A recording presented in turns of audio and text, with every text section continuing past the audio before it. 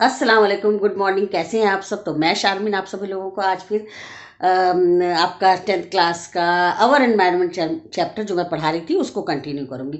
तो our environment जो है वो मैंने शुरू कर दिया था, जिसमें मैंने आपको बताया था कि मैं आपको रिकैप बता दे रही हूँ कि मैंने आपको क्या क्या बताया था कि आवर एनवायरनमेंट क्या होता है। तो एनवायरनमेंट हम लोग कहते हैं अपने सराउंडिंग्स में, यानी हमारे सराउंडिंग्स में जितने भी लिविंग और नॉन लिविंग या जो भी चीज़ आप देख रहे हैं, जो भी चीज़ आपकी आंखें देख रही हैं, वही आपका इन्वायरमेंट है ना। उसके बाद से मैंने पढ़ाया था कि तो इन्वायरमेंट में क्या क्या चीज़ होती है। दो चीज़ें होती हैं, बायोटिक और एबायोटिक। बायोटिक हो गया वो सारी लिविंग थिंग्स हो गई, सब कुछ लिविंग थिंग्स जितनी, जैसे पेड़ पौधा, फिर हम लोग, फिर चूहा बिल्ली कुत्ता गाय भैंस, जो भी आप बर्ड्स वगैरह जो भी आप देख रहे हो वो सारी बायोटिक्स हो गए। नॉन बायोटिक और एबायोटिक जो कि नॉन लिविंग हुए, जैसे air water soil mixture land है ना, सन स्टार मून, ये सब आपका एबायोटिक है। तो ये सारी चीज़ों को मिला के इन्वायरमेंट हुआ।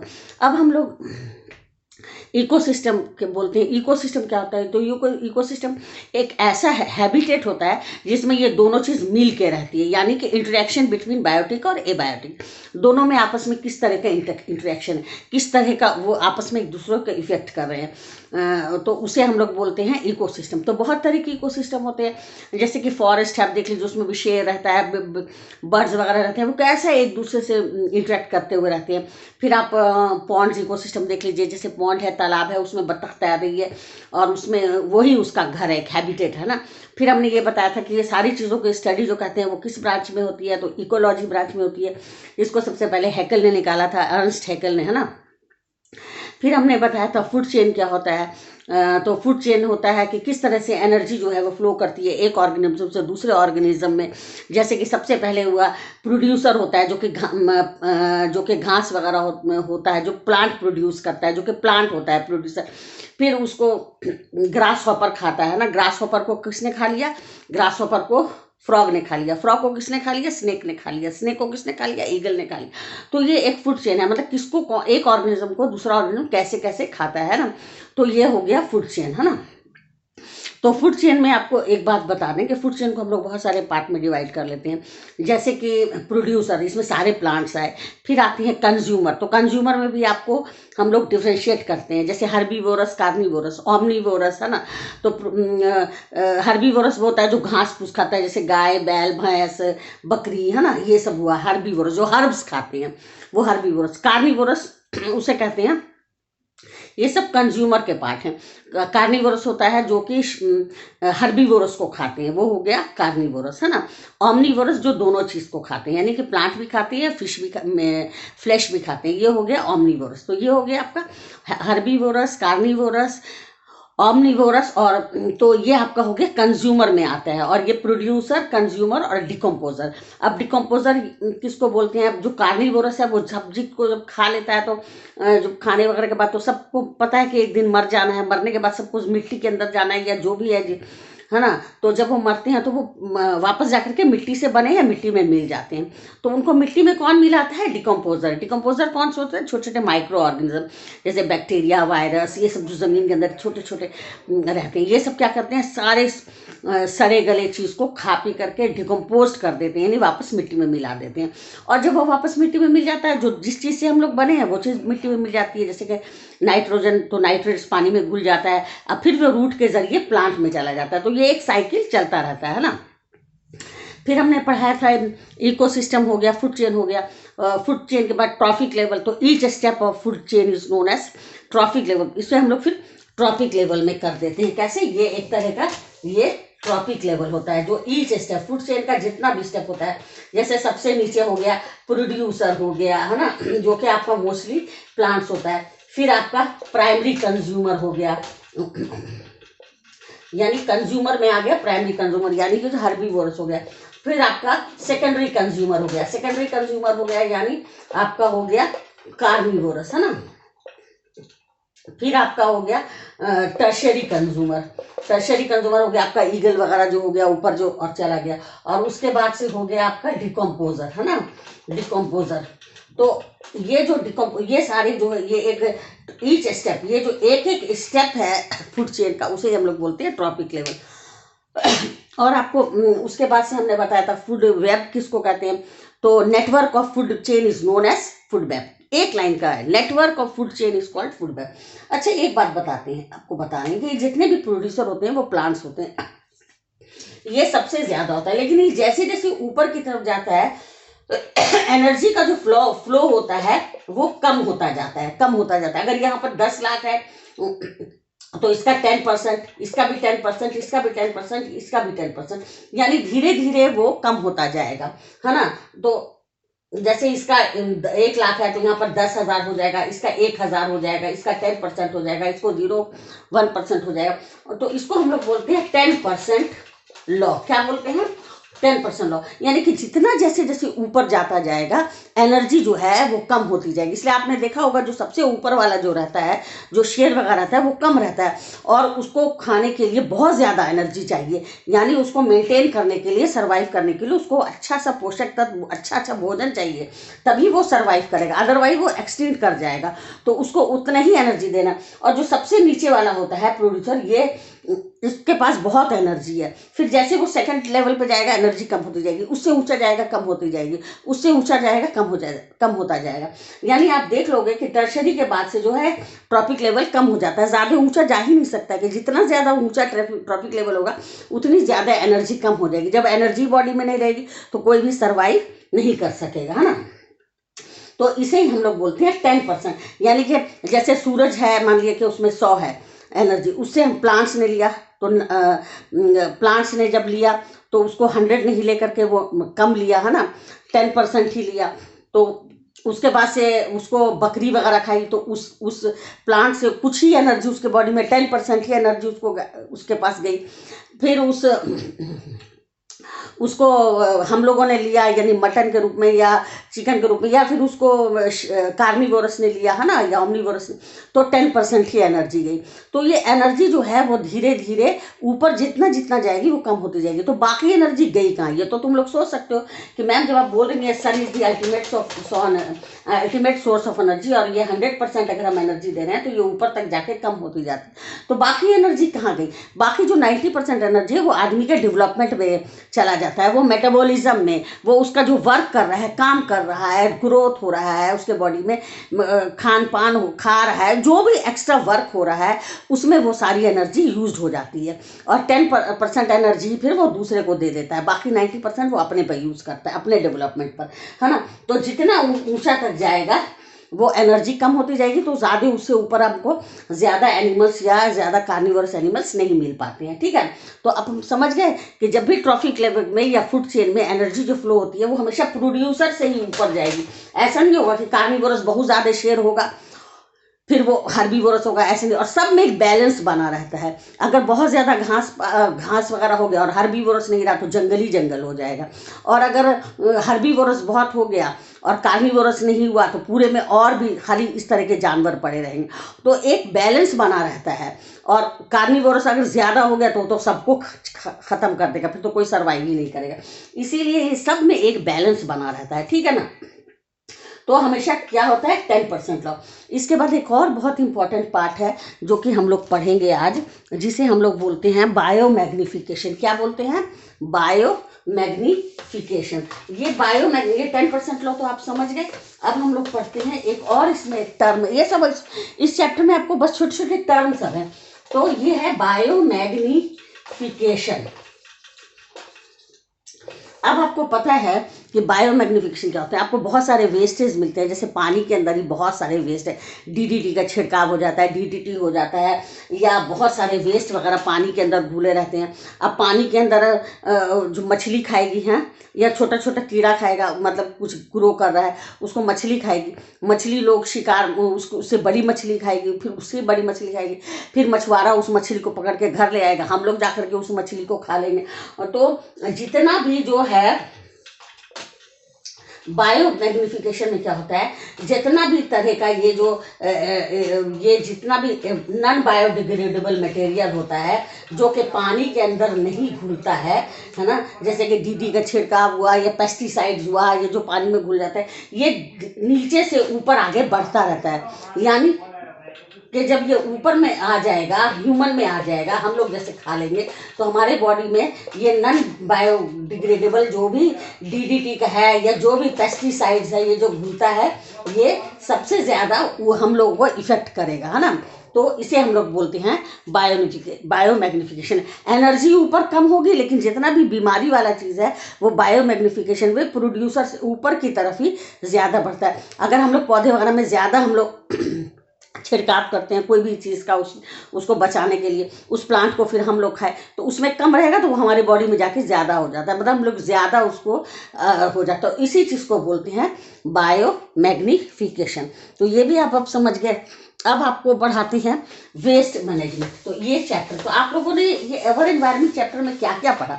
फूड चेन पढ़ा, फूड वेब पढ़ा, इकोसिस्टम पढ़ा, प्रोड्यूसर पढ़ा, हर्बीवोरस पढ़ा, कार्निवोरस पढ़ा, ऑमनीवोरस पढ़ा, डिकम्पोजर पढ़ा, है ना। और प्रोड्यूसर तो आपको ये सब तो बच्चे से पढ़ते हैं, और प्रोड्यूसर यानी कि प्लांट फोटोसिंथेसिस से बनाता है। फिर बायोमैग्निफिकेशन पढ़ा, फिर आपने अभी मैंने 10% पढ़ा कि हमेशा 10% ही ऊपर की तरफ जाता है, बाकी 90% ईच फूड लेवल जो है अपने ऊपर खर्च करता है ना। सब थोड़ी दे देगा, उसको भी तो चाहिए लाइफ के लिए। अब उसके बाद से है वेस्टेज के वेस्ट मैनेजमेंट, कि हमारे घर में बहुत सारे वेस्ट निकलते हैं। किचन ही में चले जाओ तो आप सुबह का नाश्ता, दिन का खाना, तो बहुत सारा छिलका वेस्ट मटेरियल निकलता है, सब्जी का छिलका, फिर जो खाना खाता है वो बचता है, फिर बहुत सारी चीज़ें बचती हैं।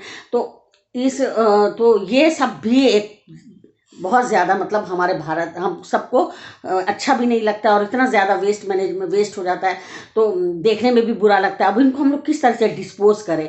हम लोगों को या तो कोशिश करनी चाहिए कि वेस्ट कम निकले, है ना, और नहीं तो फिर हम लोग को करना चाहिए कि हम लोग को अलग अलग कर लेना चाहिए। कौन सा ऐसा वेस्ट है जो कि सड़ जाता है, आसानी से डिकम्पोज होता है, और कौन सा ऐसा वेस्ट मटेरियल जो सड़ता नहीं है, जैसे शीशा, है ना, नॉन बायोडिग्रेडेबल प्लास्टिक, ये सब जो है बहुत जल्दी नहीं सड़ता है।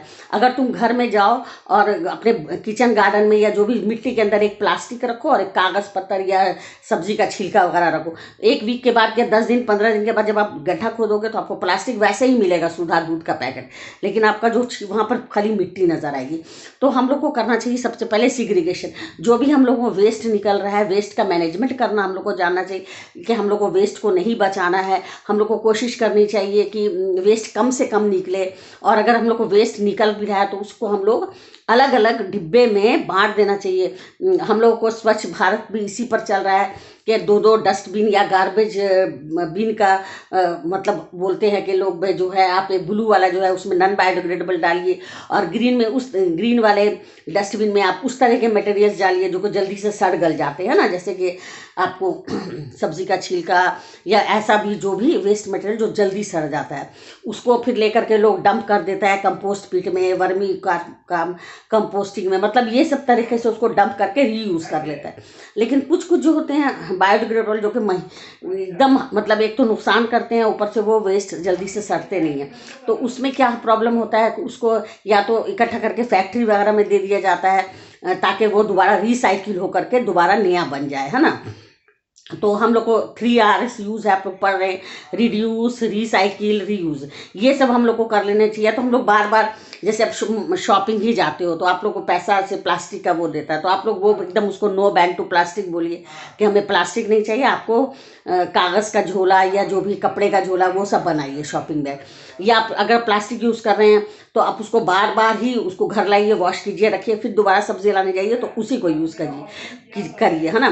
तो आपको दोबारा नहीं खरीदना पड़ेगा, तो डंप नहीं करना पड़ेगा। तो ये हो गया रीयूज़। रिसाइकिल हुआ कि फैक्ट्री में दे दीजिए नॉन बायोडिग्रेडेबल को, तो वो दोबारा आपको बना देगा, नए सांचे में ढाल देगा, गला करके ये करके। पेपर वगैरह है उसको भी लोग जो है बेच देते हैं, तो उसको क्या कबाड़ी वाला सब उसका कार्डबोर्ड ये सब कुछ गत्ता वगैरह सब बना देता है रिसाइकिल करके, है ना। और रीयूज़ हो गया। रेड्यूस में से कम हमें कोशिश करनी चाहिए कि जितना हो सके हम वेस्ट को कम कर सके, है ना। तो ये बहुत बड़ी चीज़ है। अगर आपको भारत को स्वच्छ रखना है, अपने घर को स्वच्छ रखना है, तो वेस्ट मैनेजमेंट करना बहुत ज़रूरी है। बहुत ज़रूरी मतलब कि सबसे पहले सिग्रीगेट कीजिए कि कौन सा ऐसा चीज़ है जो सड़ जाता है, उसको अलग डिब्बे में डालिए, यानी उसको ग्रीन वाले में डालिए। कौन सा ऐसा चीज़ हो जो अच्छे से डिकम्पोज नहीं होता है, सड़ता नहीं है जब, तो उसको आप अलग वाले में डालिए, प्लास्टिक हो गया, शीशा हो गया। फिर उसको जब इकट्ठा हो जाए तो उसको डंप नहीं करके उसको रिड्यूस या रिसाइकिल करने के लिए बेच दीजिए, फैक्ट्री में चला जाएगा। और जो डंप वाला जो आपका सड़ जाता है, अच्छे से डिकम्पोज हो जाता है, उससे आपको खाद बना लीजिए, मैन्योर बना लीजिए, फिर अपने अपने जो घर में आपने प्लांट लगाया है उसमें यूज़ कीजिए, या बायोगैस वगैरह बनाइए। तो हमें कोशिश करनी चाहिए कि हम लोग वेस्ट मैनेजमेंट को इसी तरह से करें। इस तरह से तो करना ही चाहिए, अगर नहीं करोगे तो बहुत मतलब बहुत ही ज़्यादा आपका देश खराब होगा। एक कहानी याद आ रही है, एक बार हम लोग नेपाल की कहानी है। नेपाल में नेपाली लोग जो होते हैं, जो फॉरेनर लोग होते हैं, जैसे ऑस्ट्रेलियन या नेपाल के कहीं के थे, वो लोग आए हुए थे और किसी पार्क में इंडियन वगैरह के जो लोग हैं उन्होंने खा के चिप्स का, कोल्ड ड्रिंक्स का बॉटल ऐसे पार्क में फेंक दिया। फेंक देते हैं ना सब, यहीं जहाँ पर पिकनिक बनाया वहीं पर फेंक दिया। तो वो और जो फॉरेनर लेडीज थी वो आई और उसने कहा कि pick up all this things rubbish, pick up all this rubbish, ये जितने भी आपके लेस के या चॉकलेट्स के रैपर हैं या जो भी आपने खाया है, ये सबको उठाइए and dump into the dustbin, उसको डस्टबिन में रख दीजिए। This is your country not my country. उसने कहा कि ये आपकी कंट्री है, मेरी कंट्री नहीं है। तो सोच लीजिए, कोई बाहर का मेहमान आकर के आपको बोल दे आपके घर में कि ये आपका घर, आप इसे गंदा रखते हो, तो कितना बुरा होगा, कितना शर्म की बात है। तो हमें अपना देश, अपना घर को, सबको साफ रखना है। स्वच्छ भारत अभियान पे को फॉलो करना है, यानी कि हम लोगों को जगह जगह, अब तो बड़े बड़े सिटी में ऐसा हो रहा है कि हर जगह रोड पे 2 तरह का डस्टबिन, गार्बेज बिन होता है, एक ब्लू कलर का, एक ग्रीन कलर का, है ना। ताकि एक में आप पैसा डालिए जो इजीली से डिकम्पोज हो जाए और एक में उस तरह का डालिए जो इजीली से डिकम्पोज नहीं हो, है ना।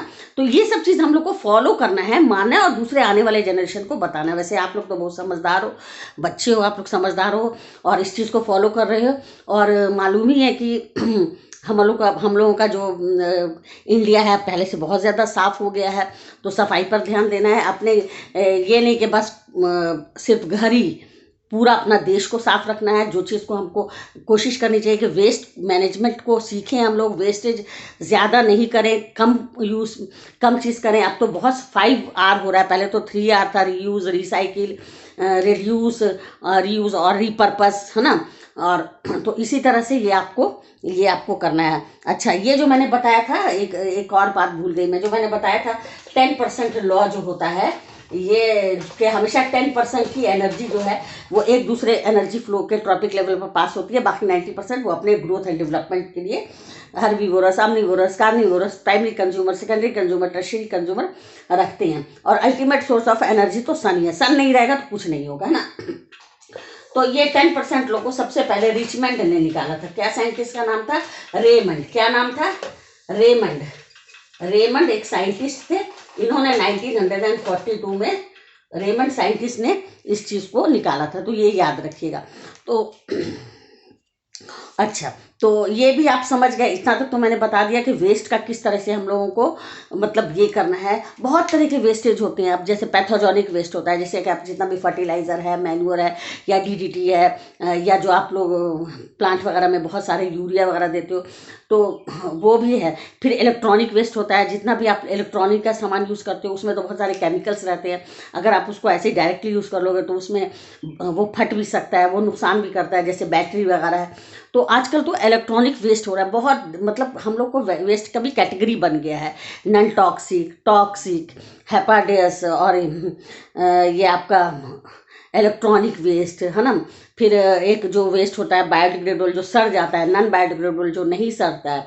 तो ये सबको हमको पहले छांटना है, ये नहीं कि सब एक साथ है तो परेशानी हो जाओगे। और जब हम लोग उसको क्लासीफाई कर देंगे, अलग अलग बांट देंगे उसको, उसी हिसाब से हम लोग उसे डंप करेंगे या डिकम्पोस्ट करेंगे। ठीक है ना, समझ आ गया। अब हम एक चीज़ और पढ़ाएंगे जो कि बहुत ही इंपॉर्टेंट है, और वो बहुत ही एग्जाम वगैरह में हमेशा क्वेश्चन आता है, ozone depletion layer. Ozone depletion layer, आपको पता है कि ये अर्थ है, अर्थ के चारों ओर एक बहुत सारी लेयर्स होती हैं, एटमॉस्फेयर के, स्ट्रेटोस्फेयर, टोपोस्फेयर।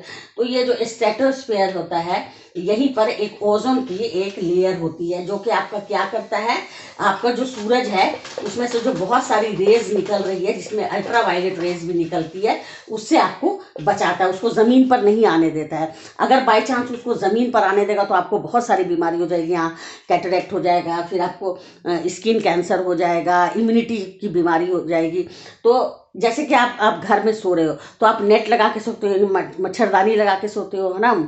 क्योंकि आप मच्छर से प्रोटेक्ट रहो, आराम से सोगे। अगर मच्छरदानी में एक भी छेद हो जाएगा तो आपको सोने नहीं देगा। उसी छेद से क्या होगा, आपको मच्छर अंदर घुसेगा और रात भर कान के पास आके वो खूब अपना म्यूजिक बजाएगा, है ना, तो आपको डिस्टर्बेंस होगा। तो वो एक क्या होता है, वो आपको मच्छरदानी जो है वो आपको प्रोटेक्शन देता है। उसी तरह से ये अर्थ जो है हमारा, ये जो अर्थ है इसके चारों ओर जो ओजन लेयर होता है, ओजोन का फॉर्मूला होता है O3, जो कि हमारे लिए बहुत हार्मफुल है। O3 हार्मफुल नहीं है, जो कि ओजोन कहते हैं, जो कि हमारी धरती को ये अल्ट्रावायलेट रेड से प्रोटेक्शन देता है, बचाता है ना, ताकि हमको कोई भी उस तरह की रेडिएशन हमको नहीं मिले और हमको कोई बीमारी नहीं हो। स्किन कैंसर वगैरह इम्यूनिटी को अटैक मतलब करेगा, बीमार हो जाता है आदमी, तो उसको हमको बचाता है ना। तो क्या होता है आजकल, क्या हो रहा है ना, आजकल ये इसी में छेद हो रहा है। ये ओजोन लेयर में क्या हो रहा है, बड़ा बड़ा गैप हो रहा है। तो गैप होने से क्या हो रहा है, सारा अल्ट्रावायलेट रेड इस छेद से हमारे अर्थ पे आ रहा है। इसीलिए आपकी ग्लोबल वार्मिंग भी हो रही है। गर्मी मौसम जो पहले होता था कि हर सीजन के अनुसार मौसम होता था, अब वो नहीं हो रहा है। अब गर्मी ज़्यादा पड़ रही है, ठंड कम हो रही है, ग्लेशियर्स पिघल रहे हैं तो फ्लड आ रहा है। तो बहुत सारा, एक कॉम्प्लिकेशन होता है तो बहुत सारा कॉम्प्लिकेशन हो जाता है। तो ये डिप्लेशन मतलब छेद होना, ओजन डिप्लेशन, ओजन लेयर में कमी हो रही है ना। तो ये चीज़ अगर होगा तो हम लोग सरवाइव नहीं कर पाएंगे, है ना। तो ये भी एक बहुत बड़ा, ये भी बहुत ज़्यादा हो रहा है हम लोग को, तो इसको हमको बचाना है। अब पूछोगे मैम बताइए तो ये क्यों होता है। तो पता है कि जो लोग जो है AC यूज़ करते हैं या बहुत सारा फ्रिज यूज़ करते हैं, या आपको जो आप जो डिओड्रेंट लगाते हैं, परफ्यूम लगाते हैं, बहुत सारी चीज़ में उसमें आपको क्या होता है, क्लोरो बता रहे हैं हम, CFC क्लोरोफ्लोरोकार्बन, CFC, ये क्लोरोफ्लोरोकार्बन जो है ये निकलता है और यही ओजोन लेयर में छेद करता है। ये बढ़ता जाता है, हर के घर से निकला, हर लोग यूज़ कर रहा है सब कुछ। तो ये क्लोरोफ्लोरोकार्बन जो है ये निकलता है और जैसे जैसे ऊपर जाता है ये ओजोन लेयर में छेद करता जाता है। तो छेद करने से क्या होगा, अल्ट्रावायलेट रेज जैसे कैसे नेक में छेद हो जाता है तो मच्छर हो जाता है, सारा अल्ट्रावायलेट रेज आपका अंदर आ जाता है। जब आप मतलब अंदर जब आ जाएगा धरती पर तो आपको हानिकारक, मतलब आपको नुकसान करेगा, आपका हेल्थ में भी प्रॉब्लम होगा, हर चीज़। तो क्या हुआ कि ये तो बड़ा जबरदस्त प्रॉब्लम वाली बात हो गई भाई। क्लोरोफ्लोरोकार्बन ये गैस जो है निकल रही है और ऊपर जाकर के ओजोन लेयर में छेद कर रही है, तो ये तो बहुत ख़राब बात हुई। तो ऐसा होने लगा, जो ऑस्ट्रेलिया जो एक जगह है वहाँ पर क्या हो गया कि बहुत बड़ा ओजोन लेयर में, वो तो सब लोग तो साइंटिस्ट लोग अपना काम करते थे, तो उन्होंने देखा कि ओजोन लेयर में बहुत बड़ा छेद हो रहा है। अब मीटिंग बुलाई गई भाई, बहुत बड़ी मीटिंग। कहाँ बुलाई गई, जो हेडक्वार्टर होता है यानी अमेरिका में मीटिंग बुलाई गई, जिसको बोला जाता है मॉन्ट्रियल। क्या बोला जाता है, मॉन्ट्रियल एक जगह है, तो वहाँ पर मॉन्ट्रियल प्रोटोकॉल, वो एक मीटिंग बैठाई गई मॉन्ट्रियल, उसमें बोला गया कि भाई सब लोग जो है ये वाला प्रोडक्शन कम करें, CFC को, क्लोरोफ्लोरोकार्बन जो है ये यूज़ कम किया जाए। तो अब तो बहुत सारी नई नई टेक्नोलॉजी आ गई है और न फ्रिज में कोई भी चीज़ में अब इसका यूज़ कम किया जाने लगा।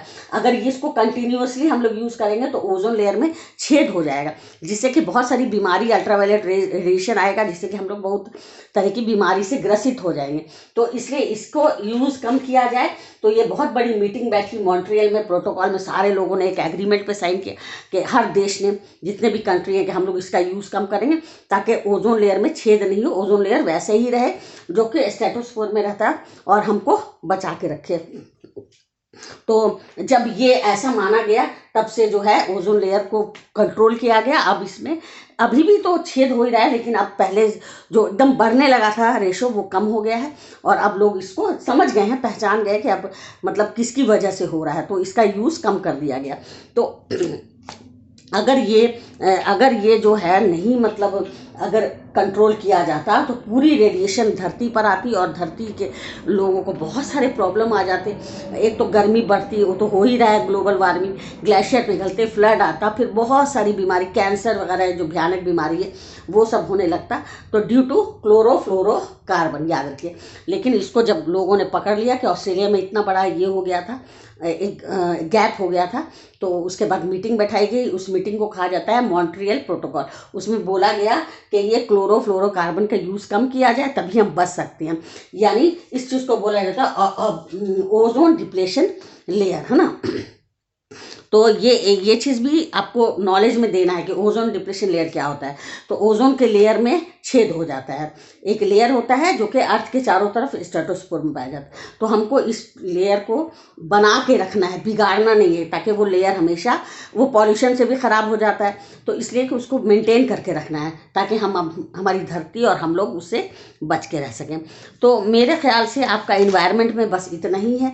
मेन टॉपिक आप पढ़ लीजिए और डायग्राम ज़रूर बनाइए, एग्जाम्पल ज़रूर दीजिएगा कि कौन कौन फूड चेन में। सबसे पहले हो गया ग्रास यानी प्रोड्यूसर, फिर हर्बीवोरस यानी ग्रास हॉपर जो उसको खाते हैं, फिर ग्रास हॉपर के बाद ग्रास हॉपर को कौन खाता है यानी प्राइमरी सेकेंडरी कंज्यूमर, फ्रॉग को कौन खाता है, उसके बाद स्नेक जो कि टर्शियरी कंज्यूमर। जैसे जैसे ऊपर लेवल बढ़ेगा एनर्जी कम होती जाएगी और वो लोग 10% ही यूज़ किया जा सकता है। और जब जितना भी मतलब पॉल्यूशन वाली चीज़ है वो जो है वो क्या करती है, रिवर्स चलती है, वो नीचे कम होता है और ऊपर जैसे जैसे वो बढ़ता जाता है, जिसे हम लोग बोलते हैं बायो मैग्निफिकेशन। तो अवर एनवायरनमेंट चैप्टर कंप्लीट हो गया। इसको 2 दिन है, अच्छे से पढ़िए। इसमें अगर कुछ आपको प्रॉब्लम लग रहा है तो बताइए। प्रोड्यूसर कंज्यूमर और कार्निवोरस, हर्बीवोरस, डिकम्पोजर, ये तो आप अच्छे से समझ ही गए। ये मेन चीज़ है फूड चेन के। और सबसे इम्पॉर्टेंट जो सोर्स ऑफ एनर्जी है वो आपका सन ही होता है। और सन ही के थ्रू जो है प्रोड्यूसर जो है फोटोसिंथेसिस प्रोसेस से खाना बनाते हैं, फिर उनको गाय वगैरह खाती है, बकरी खाती है, हर्बीवोरस खाते हैं, फिर उनको कार्निवोरस मार के खा जाता है। तो कहने का मतलब है कि वो जो है उसको ज़िंदा रहने के लिए, जो ऊपर में जो सबसे रहता है, उसको अपने एनर्जी को मेंटेन करने के लिए पूरी तरह उतना एनर्जी चाहिए जितना कि वो वहाँ पर सर्वाइव कर सके। और अगर हम लोग उसको, इसीलिए बोला जाता है वाइल्ड लाइफ सेंचुरी वगैरह में हम लोग प्रिजर्व करते हैं ताकि आगे आने वाली जनरेशन उस चीज़ को देख सके, उसको उन्हीं तरह का भोजन दिया जाता है ताकि। लेकिन अगर वो नहीं उतना एनर्जी मेंटेन कर पाएंगे तो वो कम हो जाएंगे। तो धीरे धीरे आप देखते हो ना कि ऊपर में फूड चेन में वो कम होता जाता है और उससे आगे 3 या 4 ट्रॉफिक लेवल से आगे लेवल बन ही नहीं सकता है, क्योंकि उसके बाद कम एनर्जी रहेगी तो उसमें कोई भी सर्वाइव नहीं कर सकेगा। तो हमको उम्मीद है कि आपको कुछ ये चैप्टर समझ में आ गया होगा। और अगर नहीं आया होगा तो आप लोग एक बार बुक खोल के देखिए, पढ़िए और फिर बार बार इसको देखिए। मतलब कोई भी आप चैनल पे सर्च कीजिए, फूड चेन अवर एनवायरनमेंट चैप्टर पढ़िए। किसी को कोई प्रॉब्लम है तो पूछिए। और तब तक के लिए फिर हम आपसे विदा लेते हैं। अब हम लोग नेक्स्ट क्लास में कोई और अच्छा सा टॉपिक पढ़ाएंगे। और अब सोच लीजिए बायोटिक फैक्टर किसे कहते हैं, एबायोटिक, ये भी आपको समझ में आ गया। बायोटिक लिविंग को कहते हैं, एबायोटिक नॉन लिविंग को। बायोडिग्रेडेबल किसे कहते हैं, जो इजीली डिकम्पोज हो जाए। नॉन बायोडिग्रेडेबल जो इजीली डिकम्पोज नहीं हो। ये सब छोटे छोटे टर्म्स हैं, इनको आपको याद करना ही है और ये आपको बहुत ऊपर तक काम आएगा। और ये चैप्टर आजकल यही सब चीज़ है, दूसरे को अवेयर कीजिए, बताइए कि कौन सा वेस्ट किस में डालना है। ये नहीं कि अगर फिर नहीं भी हो रहा भाई तो तुम लोग चलो एक ही में डाल दो, प्रॉब्लम दूसरे को ही होगी, वो एक एक को अलग करेगा, चुन चुन के अलग करे। इसलिए क्यों ना हम लोग 3-4 गार्बेज बिन अलग अलग कर लें, एक ब्लू कलर का कर लें, ग्रीन कलर का करें, उसमें हम लोग करें ताकि दूसरे को भी आसानी हो और आपका देश भी स्वच्छ रहे। यानी हम लोग भी स्वच्छ भारत अभियान को फॉलो कर सकते हैं। ठीक है, तब तक के लिए अल्लाह हाफिज़।